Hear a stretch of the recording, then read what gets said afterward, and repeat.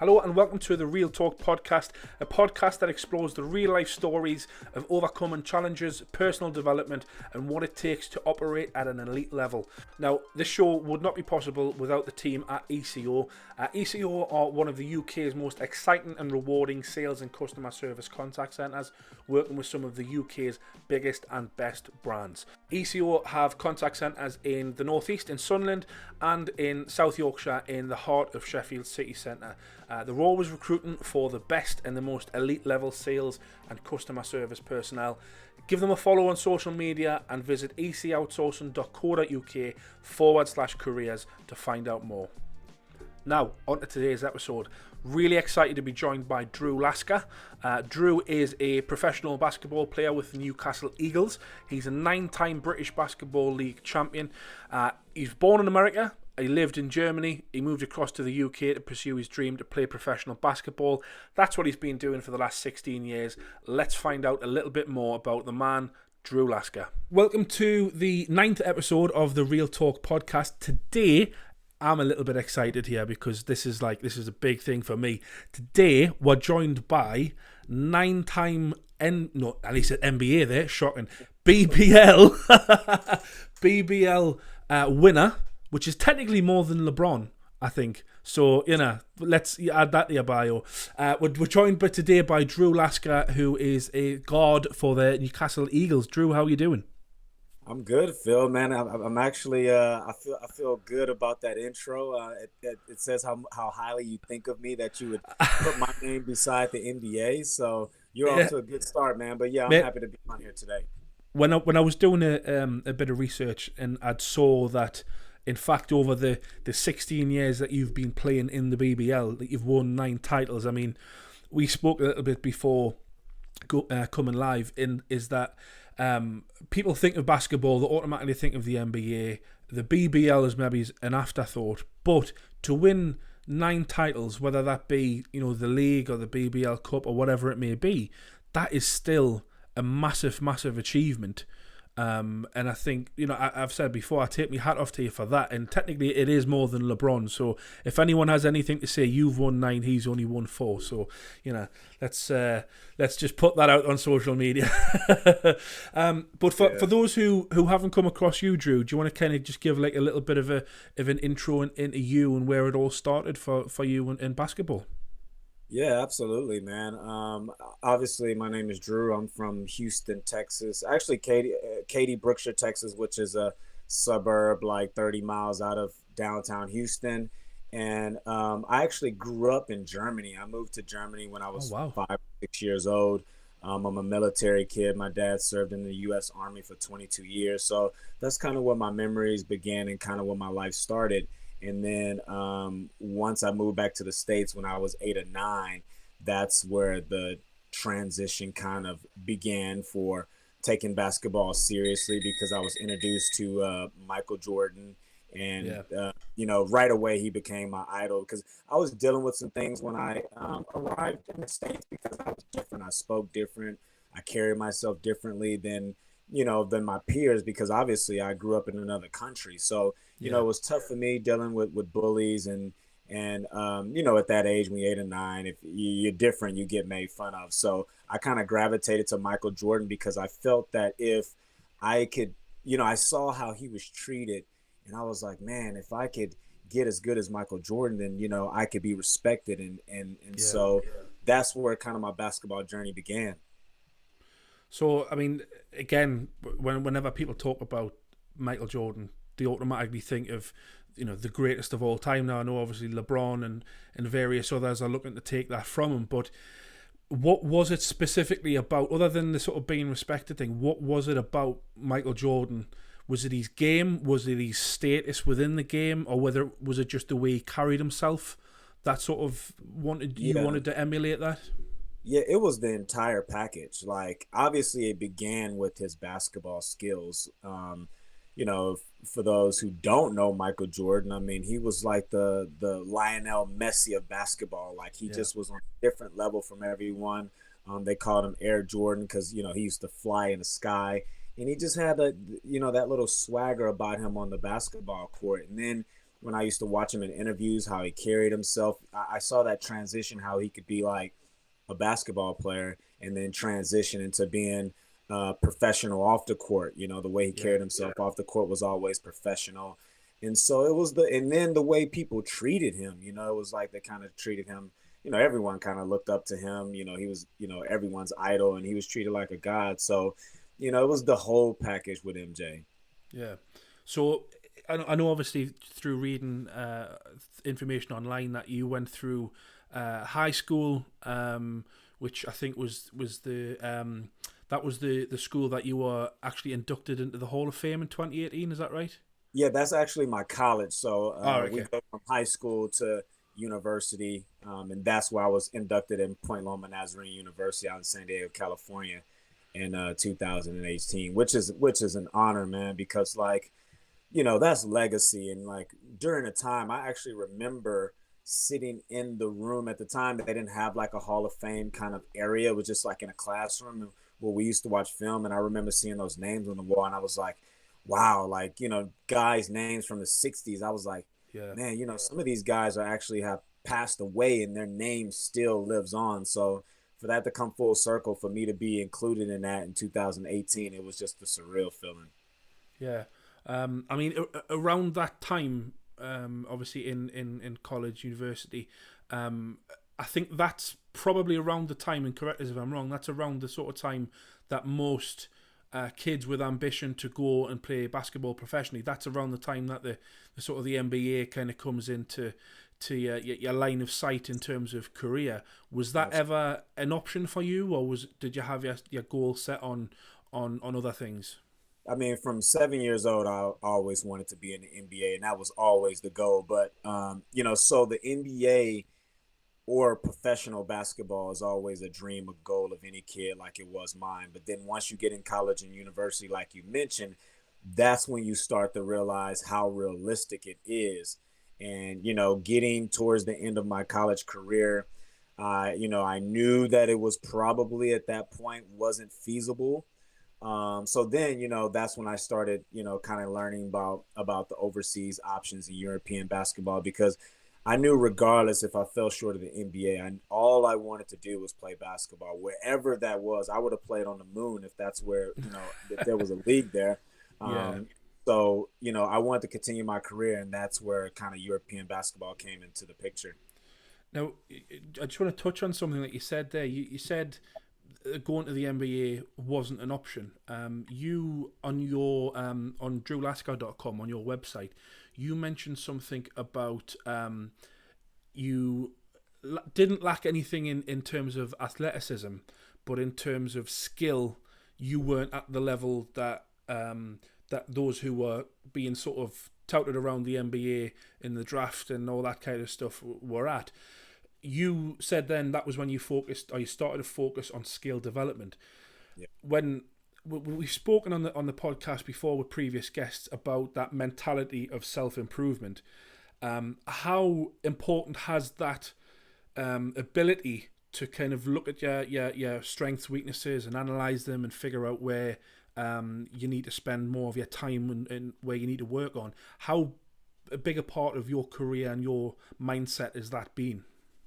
I mean, it's humongous. I think it's the probably the most important thing when it becomes about becoming a professional, because it's about knowing yourself. And a lot of times, players you know they're not realistic with themselves, and you have to self reflect. You have to look in the mirror and say, hey, I'm good at this. I'm not so great at this. So how can I because the hardest part is becoming a professional. Like Yeah, that is the most difficult thing in the world, because less than 1% of the population is going to make it to some type of professional league.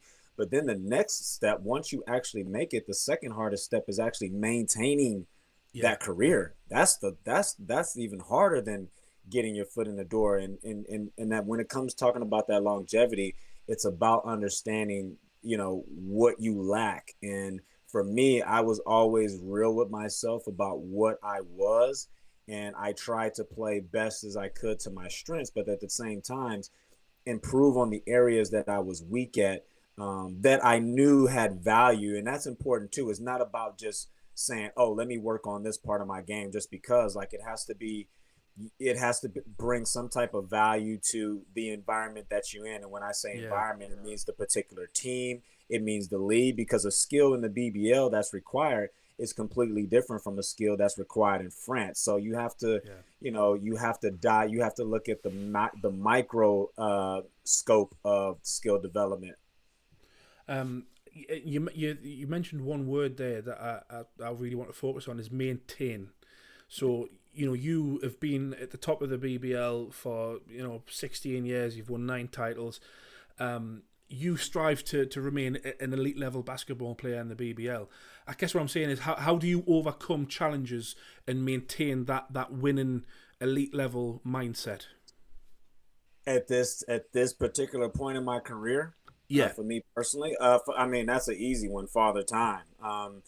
As you get older, I'm about to be 38 on Friday, November 20th, and your body just isn't what it was, and so that is the biggest challenge for me personally. yeah, It's not about can I actually play at this level, because I know I mentally, like, I feel like I'm on a different level from most people that's on the floor, but it's the physical aspect. So for me personally, like, taking care of my body is actually more important than the being on the court part at this stage of yeah, my career. So for example, on we had a game on Tuesday, and on Monday, I text Coach Mac McLeod and said, hey, I don't feel too great. I think I need to focus on physio and a massage instead of our official team practice. And so, and that's exactly what I needed. Waking up Tuesday morning, I felt great and I was ready to go, and yeah, had an impact on the game. And so that's the challenge. It's just it's kind of like trying to figure out your body once it changes, and that is the biggest challenge. And it took me about a good 2 or 3 years to figure out how to operate. yeah. I mean, again, from consuming your content on social media, I see a lot of the train hard at 21 stuff that you put out there, and I think for a guy of 38, I mean, like I'm 33, and I'll happily admit I don't look after my body in the way that I should. But as you say, the older that I'm getting, I'm now starting to realize, well, hold on, if I want to get certain things out of my life, I'm going to have to make those changes so that I'm able to do that. How important is the physical side of things for you? Because as I say, you put a lot of content out there about training and conditioning, and you don't make any bones about how hard you work in the gym. Like how much of an impact does that have? I mean, well, I rephrase the question. You've mentioned how you sort of maintain things now.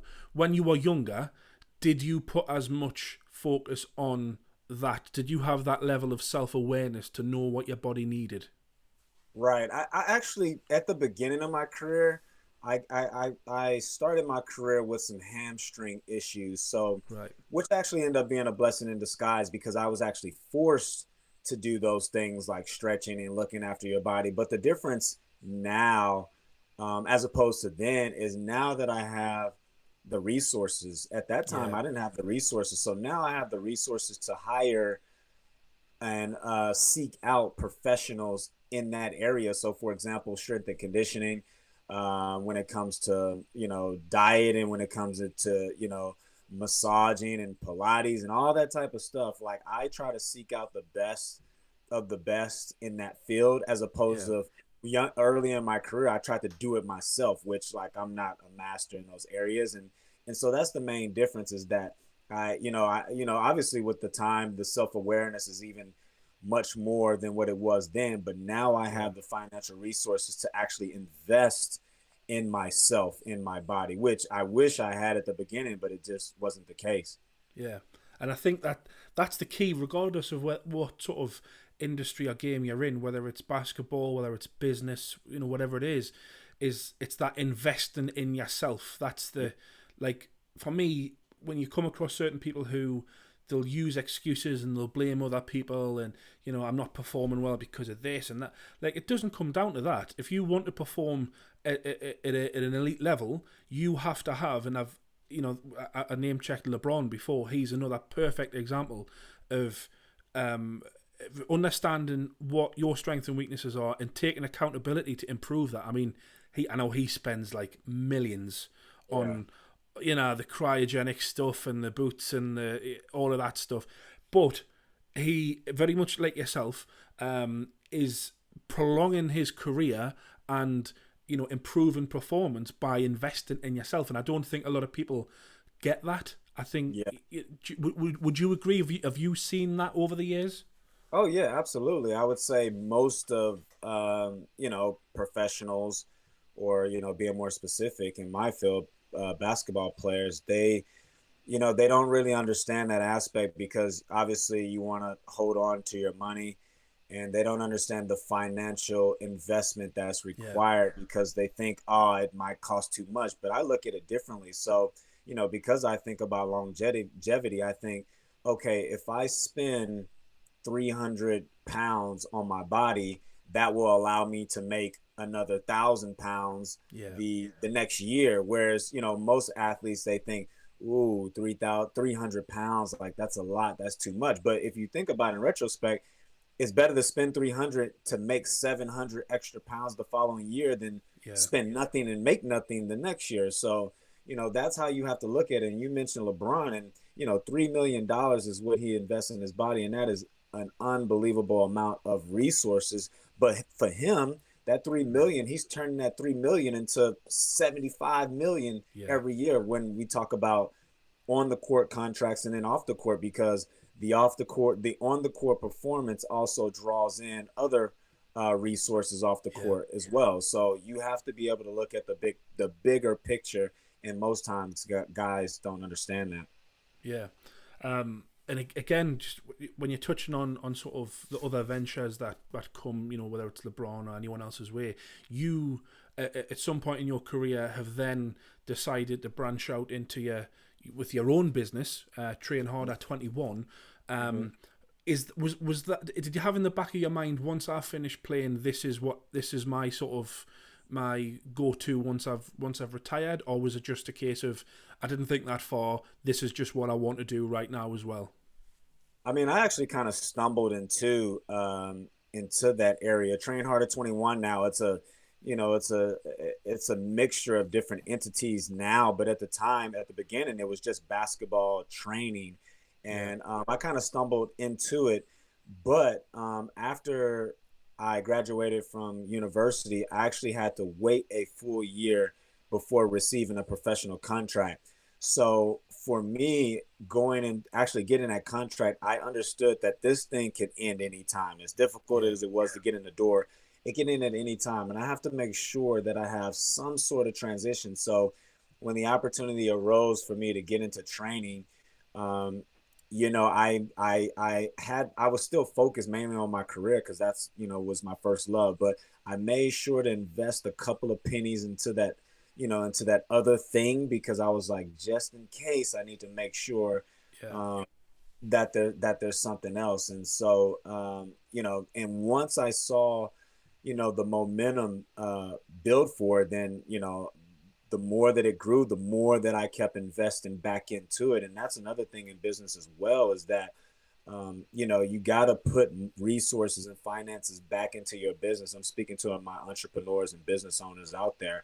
30-40% of the profit or whatever we're bringing in, I'm pumping back into the business, because I look at it the same way as a player. The better I can make the brand, the more income we can bring in the future. So it's the same kind of mindset, just a different world. yeah. And I think one of the things that actually surprised me, I mean, not surprised me in terms of you, because I get, again, from social media, that you are very much a community person, you're very much about giving back, but the level of uptake that, especially back home in Texas, I watched a video on YouTube of some of the interns that you had working with you, and it was very basketball centric, but you were also teaching them skills about the analytical side of the game with Google Docs and all of the stuff that maybe you do without a ball in your hand.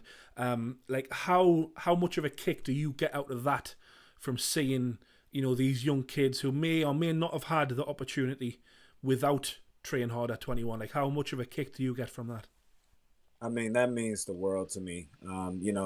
Being I look at myself as an underdog still now, with all the success that's followed my career and things that's happening now, I'm still an underdog. Like, people don't understand the work, the grind that I put in every single day consistently without results. But, I stay diligent, just trying to be the best version of myself and try to be successful. So I never stop.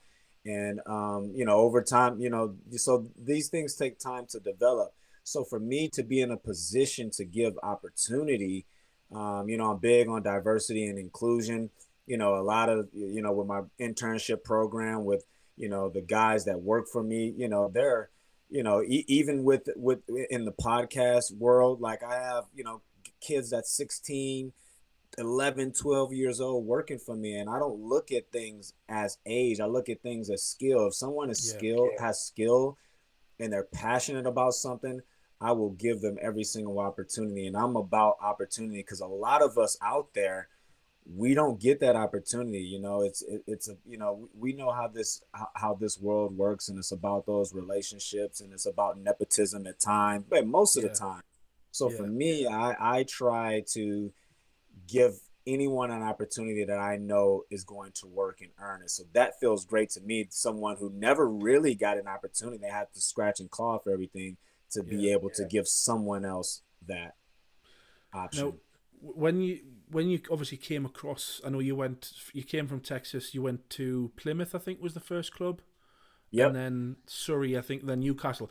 Did you see similarities between where you came from in Texas when you came to Newcastle? Did you? Because I think for although Newcastle's a big, vibrant city, there is still a lot of kids who don't get that opportunity. Have you seen some of that and see similarities between the two? Yeah, absolutely. That's why I feel, kind of right at home here in the Northeast because it's, a hard working part of the country. It's not, pretentious and anything like that. It's just people that's just going to work every day and just trying to make a living. And that's the world that I come from. So, that's why I feel so comfortable here. And I see so many kids out in the community um, that remind me of myself when I was that age. And, Yeah, so, I just try even from, because I'm in a position to where, kids look up to me. It's weird, but, there's kids that look up to me and it's a big deal for me to even speak to them, respond to them on social media, or even like train them. But, yeah, I just try to pull out the vibe that I'm just a normal, regular guy. And I wish that I had someone like myself when I was their age, because I yeah, understand like that age is about confidence and you're dealing with self-esteem issues. And, just for someone that you look up to speak to you could mean the world. And so, I understand that all those things that, I knew that I lacked growing up, I just try to make sure that I provide for someone else. yeah. I mean, you mentioned there sort of growing up and what it was like. If you could go back and speak to 7-year-old Drew, like what would be the piece of advice that you think you would give at that point? I would definitely just tell myself to just the work will always work itself out in the end, and don't get caught up in trying to please other people, try to be liked by other people, because regardless there's always going to be people who don't like you for whatever reason, Yeah, who are envy of you for whatever reason. And so you just have to focus on being true to yourself and don't try to be something that you're not. yeah. I mean, do you get that when you go home? When you go back to Texas, do you still get a sense that there's some people that think, "Oh, Drew's gone across to Europe and made it as a pro ball player"? Like, do you get that, or is everyone kind of just cool with you? I mean, to be honest, like everyone I come across is like always supportive of me and positive. But I know, because I know how this world works, there are people out there that probably feel that way. But instead of hopping on social media like a lot of people do and spending a lot of energy talking about haters and stuff like that, like I just have the mindset that there are people who don't like me and that are envy of me or whatever. And I'm like, that's just the way it is. And so I don't even spend my energy in that direction. And I'm comfortable with that because it just comes with the territory. So I just try to focus on the people that are supporting me and want to see me do well and want to see me win. Yeah, I mean, I don't know if you've come across this podcast before. There's it's I think it's called the High Performance Podcast. It's with Jake Humphries of the BBC and this one of his doctor friends, and they interviewed Eddie Hearn from Matchroom Boxing, and when you mentioned there about social media and sort of negativity, he mentioned something along the lines of like some people can be really horrible on social media and it can be quite a toxic environment. Like, do you find that, or do you tend to find that a lot of it is positive towards you, or like what's your experience with it? Towards me personally, what I see, it's mostly positive, but I understand that as my brand continues to grow, as my face continues to get out there in the public eye, that stuff is inevitable. Like, it comes with the Yeah, territory. And I always hear celebrities or well-known people kind of complain about that side of it, but I always think to myself, like this what comes with it. Like, yeah, it's just is what it is. So if I'm ever in that position, like, I would like to think that the way my personality is that it just it won't bother me that much, and that I expect it. Like, I expect that type of stuff because it's out there. I mean, you see it during the presidential election, during the you can't mention that. Oh, that's a oh, whole new That's a whole different podcast. That one. yeah, yeah, exactly. But what I mean from that is, like, Yeah. the ugliness Yes. Yes.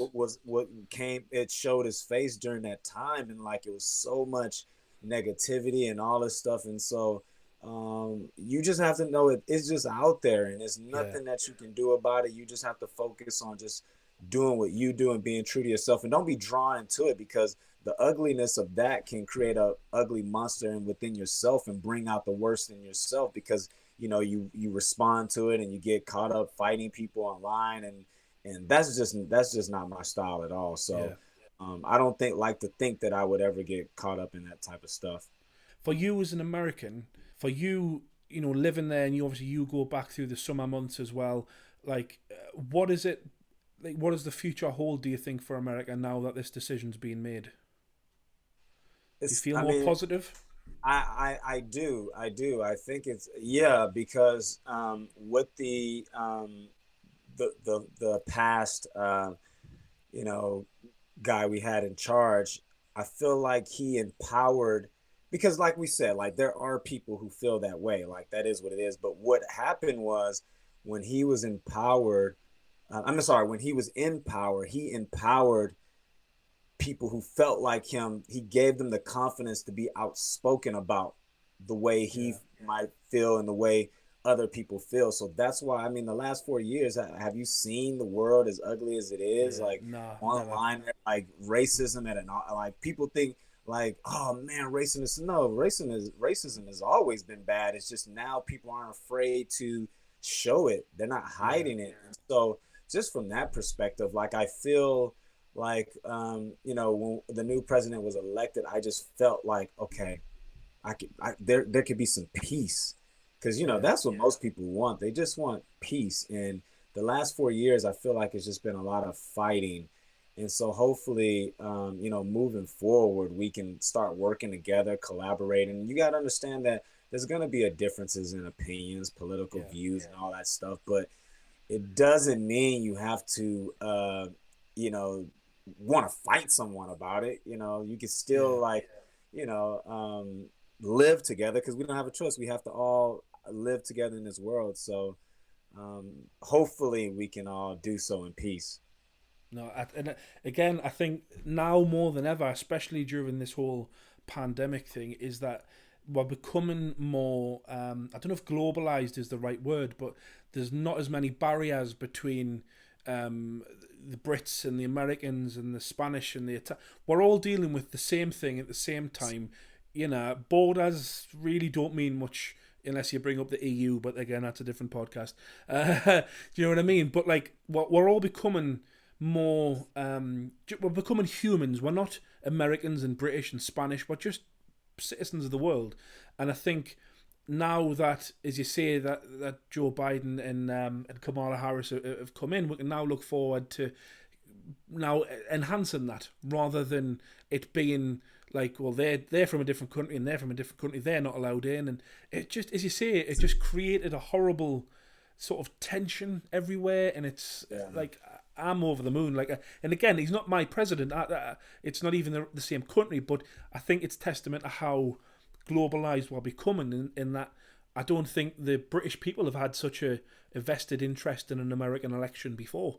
You look at it from your point of view. He's your president. You live over there as well, but for us Brits, it's like, again, I mean, first and foremost, we don't have to see that guy's ugly face all over the TV, but but we can look forward to like new relationships and it just being like what it was under Obama, like it. But again, I could talk all day about this. Like I love all things American, so But no, before I go, you mentioned a word before that I want to sort of touch up on just before we wrap things up, and it was legacy.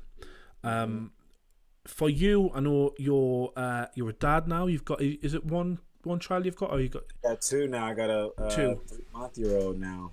Oh man! So, So you've got two kids. You're an elite level BBL basketball player. You're a businessman. When all is said and done, what would you like your legacy to be?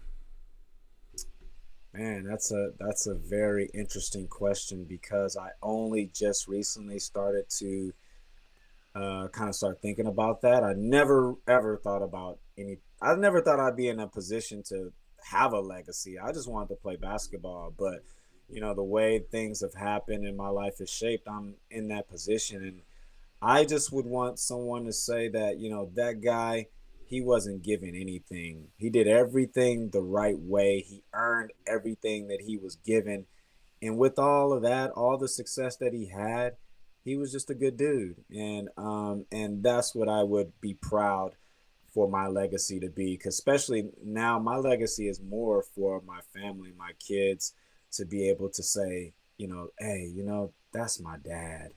Yeah, and it's funny you should say that. Like, I've got two kids who are 7 and 8. There we go. And you're right. It reaches a certain point in life where you kind of go, it's not about me anymore. Mhm. You're very insular. It's about you, and then you meet someone, and then it's kind of about you and them, and then you have kids, and it's like, whoa. And when you say there, that's my dad, like that is such a big driver for me. And again, I would agree with you on that. In as much as when all is said and done for me, I would love my kids and grandkids for whatever I do. I've got no idea what the future holds for me, but to Mhm. be able to just look back and go, that was my dad. Like that's Right. it's 4 words, but it's so powerful and it motivates Powerful. me. Do you know what Hmm. I mean? Like that was my dad. Like I'm immensely proud of my dad. Yeah. You know what I mean? And like it's just it's a lovely sentiment to have, and I'd like to think that I could amount to something so that my kids, will say that. Otherwise, I'm in deep trouble. Um, but no, Drew. Listen, thank you so much for your time today, mate. It's been a valuable insight into you, into the mindset that you have had and have developed over the years. What does the future hold? What's next? Do you think? Man, you know what? I have no idea because if you ask me, and it's funny. I was just talking to someone about this the other day. Is that you always get that question like, "What is your 5-year plan? Where do you see yourself in Yeah, 5 years?" And as you get older, like you start to realize how like irrelevant that question is because it very rarely does what you envision in your life happen. So you just have to kind of go with the flow and go where the wind takes you. And it seemed like the wind is kind of pushing me in this kind of into this media world, yeah, and I wouldn't even thought I'd be in this world a year ago. So I'm just having fun with it, man. I'm putting my fingers in things that I enjoy and that I'm yeah, passionate about, and just see where it takes me. Like I have, that's how I live my life. I just keep myself open minded to any opportunity that comes, and then if I decide to do it, I try to do it to the best of my ability, just like I do when I'm on the basketball floor. If one thing that I forgot to mention, actually, yes, you've just agreed a deal to join up with Sky Sports, haven't you? Yeah, yeah, yes, yes, which That is that amazing. that must be exciting. Yeah, it's a like I said, man, it's pretty crazy. I don't have any TV experience. Obviously, I have podcast experience, but it's like a fun little challenge. Like every new challenge that I have, it's like I challenge myself inside. Like I have these conversations with myself, like, can you do it? Nah, you can't do that. And then like it's a Yeah. fun little challenge. But now like I'm challenging myself that hey, I want to be good at this. So I'm really looking forward to this. This is a big deal. So when does that start? When will be your first game?